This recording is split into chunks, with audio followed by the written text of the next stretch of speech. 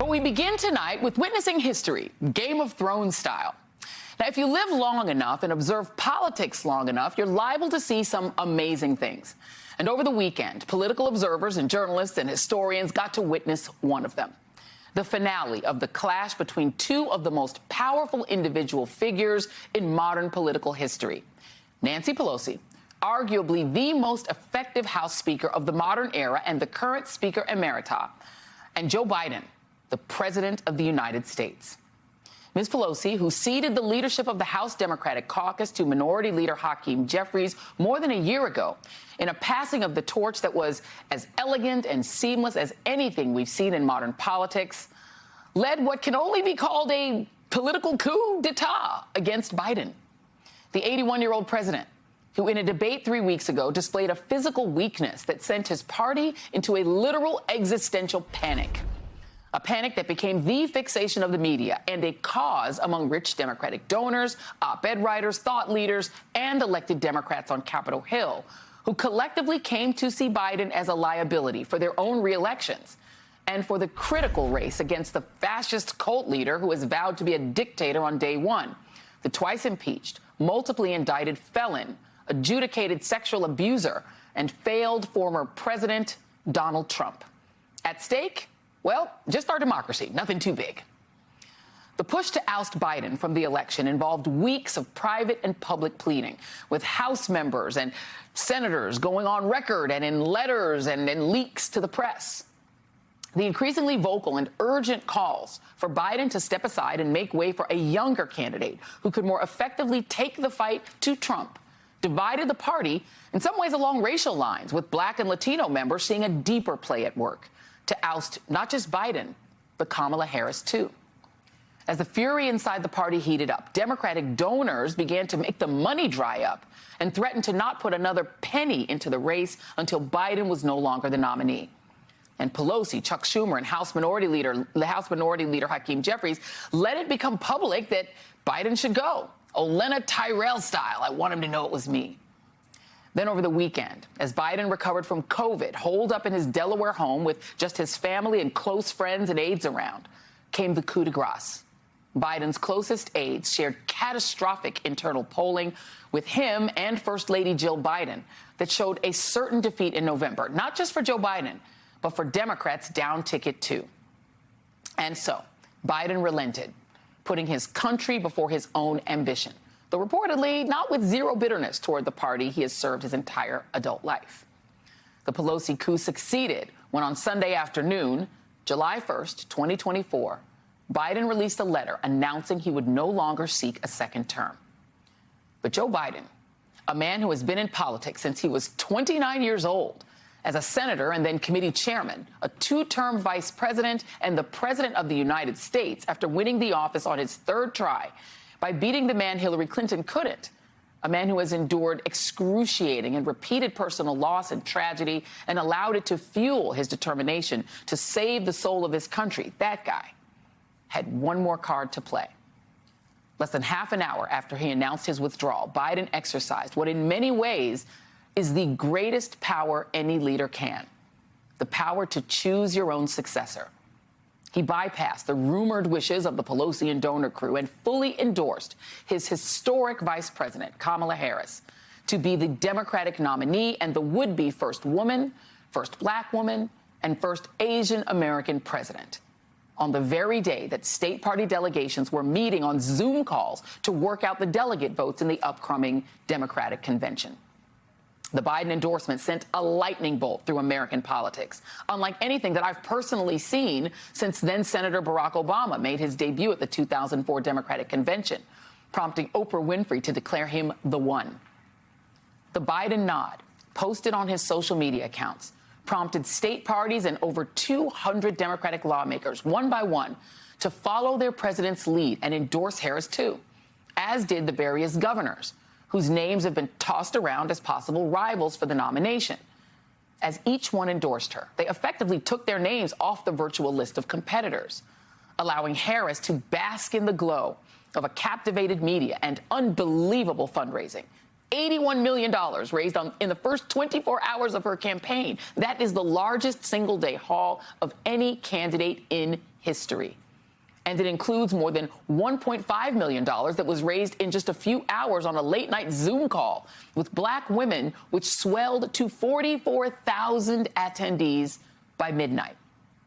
And almost exactly 24 hours after Biden's announcement, the Speaker Emerita also fell in line, giving her full-throated endorsement to Vice President Harris. In other words, Joe Biden, at what looked like his moment of greatest political weakness, reasserted himself as the leader of his party from his sickbed. And he checkmated the Speaker's gambit by writing the epilogue to his own legacy in the history books. Her name is Kamala Harris, first of her name. And the vice president is not wasting any time cementing her victory in this real-life political Game of Thrones. Today, visiting her new campaign's headquarters in Wilmington, Delaware, delivering remarks to her team. Our campaign has always been about two different versions of what we see as the future of our country, two different visions for the future of our country. One focused on the future, the other focused on the past.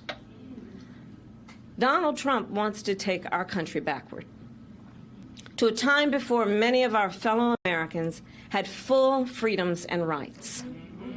But we believe in a brighter future that makes room for all Americans. We believe in a future where every person has the opportunity not just to get by, but to get ahead. Joining me now is Governor Wes Moore of Maryland. Governor, thank you for being here. Before I let you jump in, I want to note for our audience that another endorsement has come in for Vice President Harris's her presidential run. The AFL-CIO has unanimously endorsed Vice President Harris for president. Governor, welcome, and thank you for being here. I have to say, as a former very low-level staff person working in campaigns, it's always wonderful when the principal comes to just thank you. And not only did Vice President Harris do that, so did President Biden. It's a big deal for staffers. I just want to tell y'all all of that. But what do you make of all that's going on? It's a huge deal. Well, you know, I think that the energy and the excitement that we're seeing is real. You know, you don't get to $81 million raised by grassroots donors by accident in 24 hours. You know, you don't have just an overwhelming flood of endorsements that are coming in from everyone from state legislatures to governors to senators, from the President of the United States, you know, by accident. I think that the Vice President is bringing a new type of energy and also a really powerful coalition to this fight for November. Now, and even with that, though, I do think it is important, to your point, to remember and honor the contributions that President Biden made, not just to this country, not just with his policies, not just with the policies of the Biden-Harris administration and, you know, in his 5 years of service, but also remember, today could have looked very, very differently had President Biden not made the decision yesterday to come out and so forcefully endorse the vice president. It was a very big deal, and I think the entire country took notice.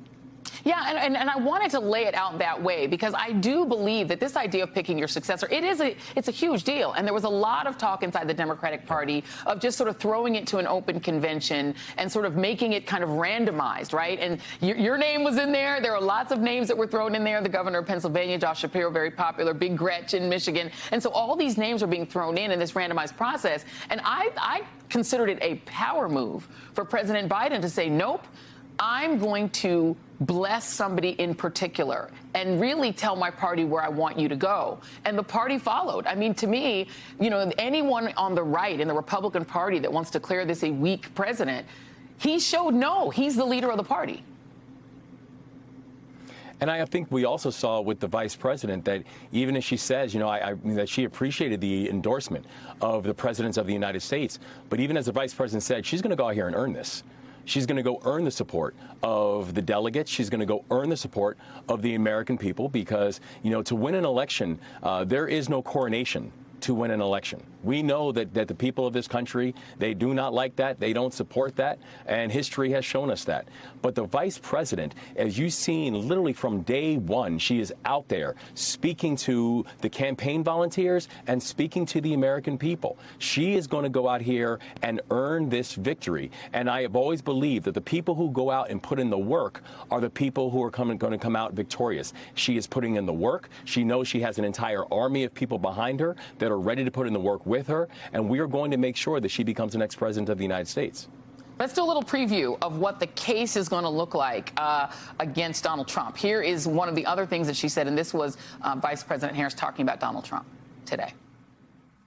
Before I was elected as vice president, before I was elected as United States Senator, I was the elected Attorney General, as I've mentioned, of California. And before that, I was a courtroom prosecutor. In those roles, I took on perpetrators of all kinds.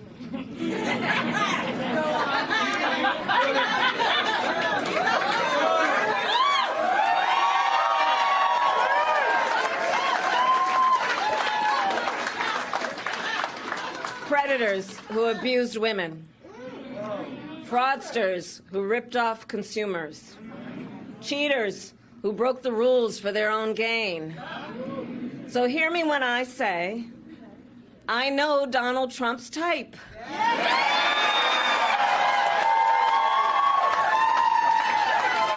Governor, you said, you tweeted today, Donald Trump is about to find out being the president of the United States is a black job. Apparently also delivering a read and reading somebody into the center of the earth is also a black job because she did so there.